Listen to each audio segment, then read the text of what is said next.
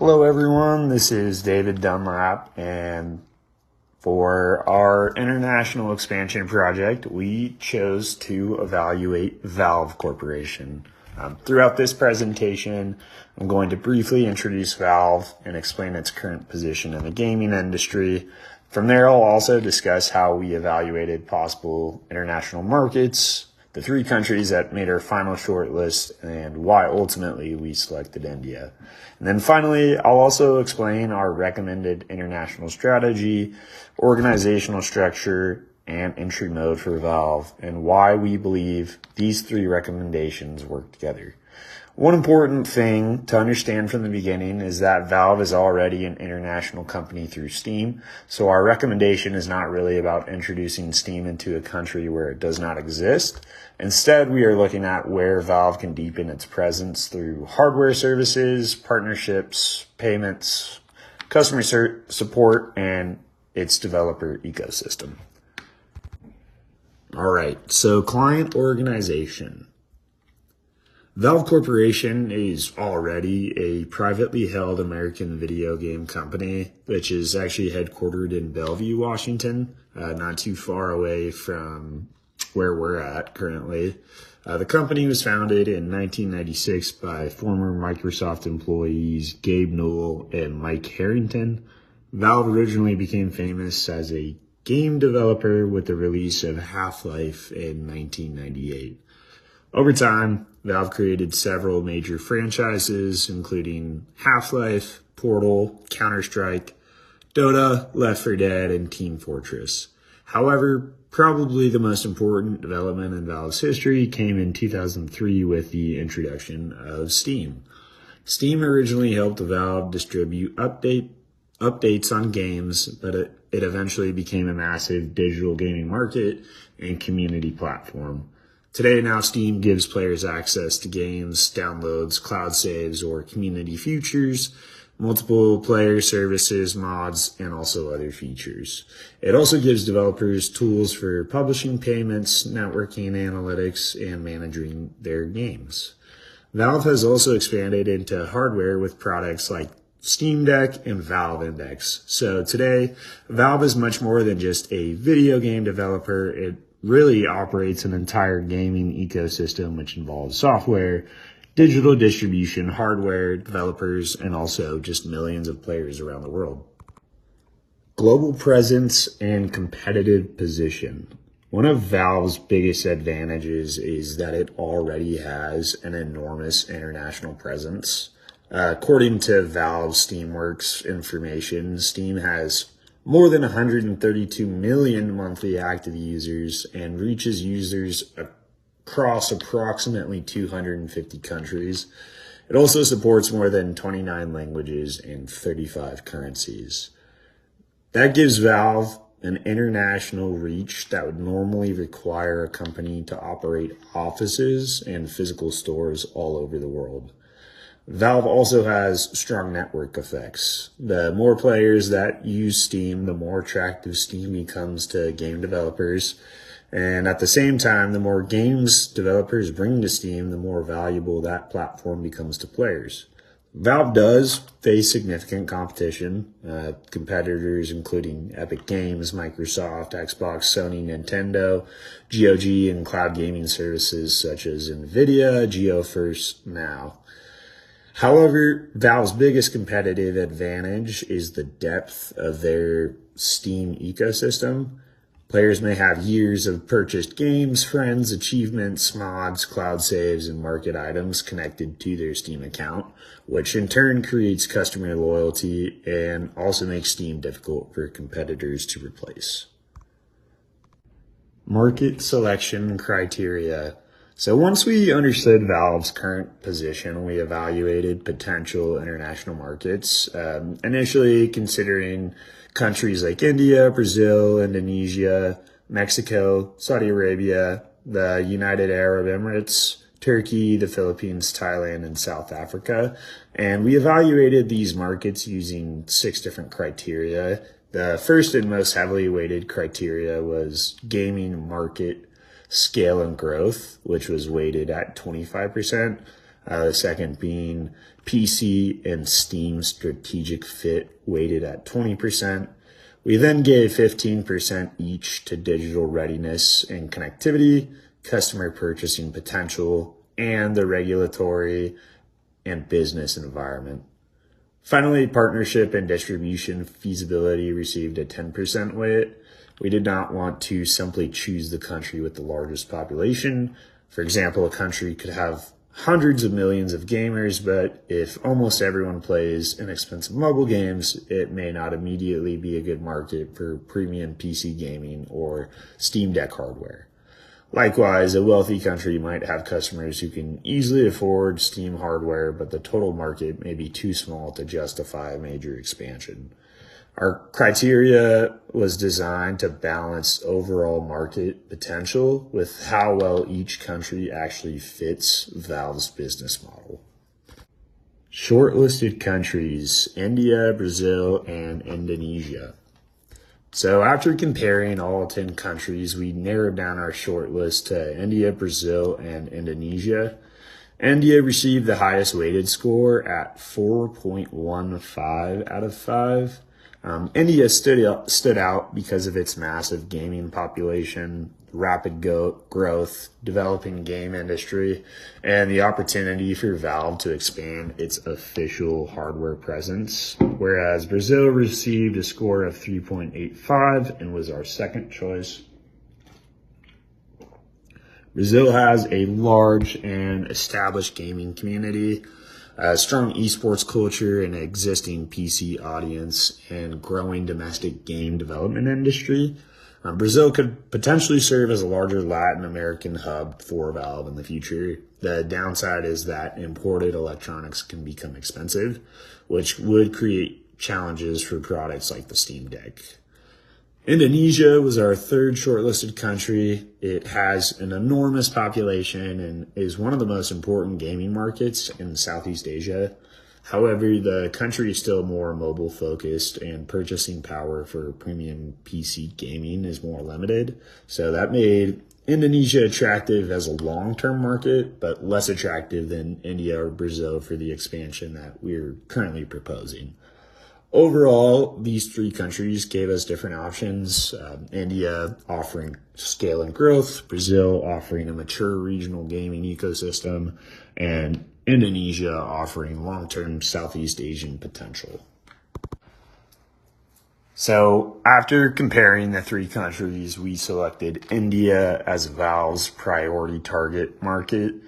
There's several reasons behind this decision. First being simply the size of the opportunity. The India Brand Equity Foundation reported approximately 591 million gamers in India and projected the country's online gaming sector to grow beyond $9 billion by 2029. We recognize that this does not mean there are 591 million potential Steam Deck buyers. A large portion of India's gaming market is mobile focused, but Valve does not need to convert every gamer. Even converting a relatively small percentage of such a massive gaming population into more active Steam users, PC gamers, hardware customers, developers, or esports participants could create significant growth. The second reason is India's growth and development as an esports ecosystem. This specifically gives Valve's opportunity beyond selling simple games. Valve could offer Steamworks education, work with Indian developers, support game development events, and build stronger relationship around games like Counter-Strike and Dota. The third reason, and probably the most important, is the gap in Valve's hardware presence. Steam is already digitally accessible in India. However, India is not currently one of the official Steam Deck distribution regions identified by Valve. That means our recommendation is not to launch Steam in India. Instead, we are recommending what we call a Steam India Growth Initiative. The goal would be to introduce official hardware distribution and warranty support while improving local payments, regional pricing, customer support, developer relations, and community partnerships. India does have risks, especially price sensitivity, mobile first gaming habits, regulations, and hardware import costs. But when compared to the opportunities and risks of the other two shortlisted markets, India offered the strongest overall combination of scale, growth, developer potential, and an identifiable gap that Valve itself could address. Our recommended international strategy is transnational. We considered four major approaches, being an international strategy, global standardization, localization, and transnational strategy, and ultimately settled on transnational strategy, being that Valve needs both global consistency and local responsiveness. There's certain parts of Valve's business that should remain standardized worldwide. Steam accounts should remain the same. Steam security architecture, Steamworks developer tools, Steam OS, and the basic Steam Deck hardware design should also remain globally integrated. Creating an entirely separate version of Steam for India would weaken the network effects that make the platform so successful. And at the same time, Valve cannot assume that everything that works in the US will also work in India. Certain areas need local adaptation, including payment methods, regional pricing, marketing, customer support, warranty services, distribution, and also just relationships with Indian developers and the gaming communities themselves. So a transnational strategy allows Valve to do both, keeps the technology and platform globally standardized while adapting that customer-facing parts of the business specifically to the Indian market. And we believe that this gives Valve the best balance between efficiency and local responsiveness. Our recommended organizational structure is a lightweight hybrid geographic product structure, which we describe as an India or South Asia market pod. Valve is unusual because it has historically operated with a relatively flat and project-based organizational structure. Because of that, we do not recommend creating a huge traditional Indian division with layers of management. Instead, Valve could create a smaller cross-functional team responsible specifically for the Indian market. This team would include people connected to Steam hardware, legal and compliance, finance and payments, developer relations, marketing, community relations, and also customer support. The India market pod would be responsible for local outcomes such as hardware availability, partner performance, payment conversion, customer satisfaction, and developer growth. Meanwhile, Valve's global teams would continue controlling Steam, Steam OS, security standards, hardware engineering, and overall developer policies. This gives India crystal clear organizational ownership without forcing Valve to abandon its organizational culture that has worked for the company.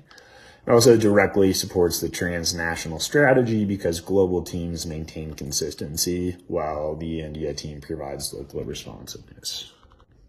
For entry mode, we considered direct exporting, licensing, strategic alliances, joint ventures, acquisitions, and a wholly owned subsidiary. Our recommendation is to begin with a strategic alliance and distribution partnership. Steam already operates digitally in India, so Valve does not need a completely new company to sell digital games. The biggest challenges involve physical hardware distribution, payments, logistics, warranty repairs, customer support, and local relationships. So instead of building all of those capabilities internally from day one, Valve can partner with established Indian companies. For example, partners could help Valve with e-commerce distribution, payment processing, importing and logistics, warranty services, and also just relationship with developers and esports organizations. And at the same time, Valve would maintain full control over its most important assets, including Steam, Steam OS, customer accounts, intellectual property, and hardware technology, which also in turn lowers Valve's initial financial risk. Valve has already experience with A similar model, Steam Deck distribution in Japan, South Korea, Taiwan, and Hong Kong, uses a regional partnership.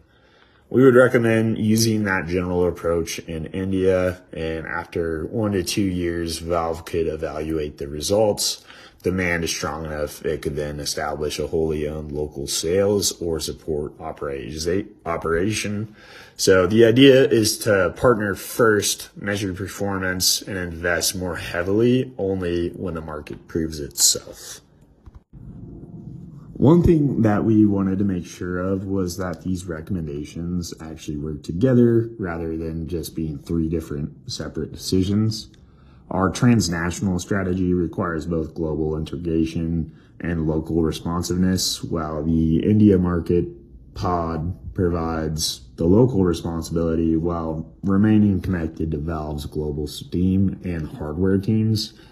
The strategic alliance then gives the India team access to local knowledge, distribution, payments, logistics, warranty support, and other capabilities without requiring Valve to immediately make a massive investment. Together, the model works like this.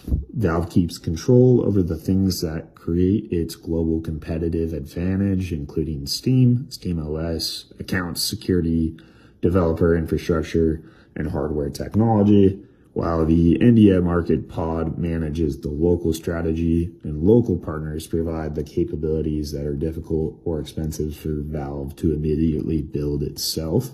This combination also makes sense because Valve has a relatively small workforce compared to some companies like Microsoft or Sony, which also allows Valve to expand without creating a huge new bureaucracy before it knows how successful the Indian expansion will eventually become.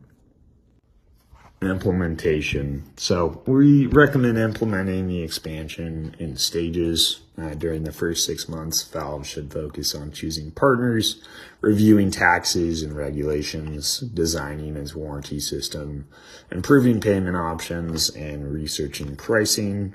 During months 7 through 12, Valve could begin controlled official Steam hardware distribution in major Indian markets while expanding customer support and developer outreach. Valve should then measure things such as hardware sales, warranty turnaround time, checkout conversion, Steam user growth, customer satisfaction, Indian developer participation, and partner performance. During the second year, Valve could expand distribution and consider establishing a wholly owned local sales and support operation if the results justify the investment. This staged approach reduces risk because Valve increases its commitment only after actually seeing market performance. In conclusion, Valve is already a highly international company because of Steam, but there are still opportunities to deepen its presence in major gaming markets. After evaluating 10 countries and narrowing them down to India, Brazil, and Indonesia, we selected India as the strongest expansion opportunity to build around a transnational international strategy, a lightweight India market pod, and a strategic alliance entry mode. Together, I think these really will allow Valve to maintain the global consistency that makes Steam successful while adapting to areas like payments, pricing, distribution, warranty services, marketing, and developer relations to India. And most importantly, this approach allows Valve to enter gradually, measuring actual results and increasing its investments if the Indian market performs as expected. Thank you so much for listening to our presentation, and thank you for your time.